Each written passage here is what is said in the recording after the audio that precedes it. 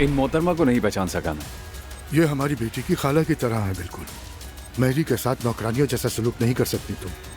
वो नौकरानी नहीं है हमारी, उसकी जिम्मेदारी मेरी बच्ची की देखभाल है।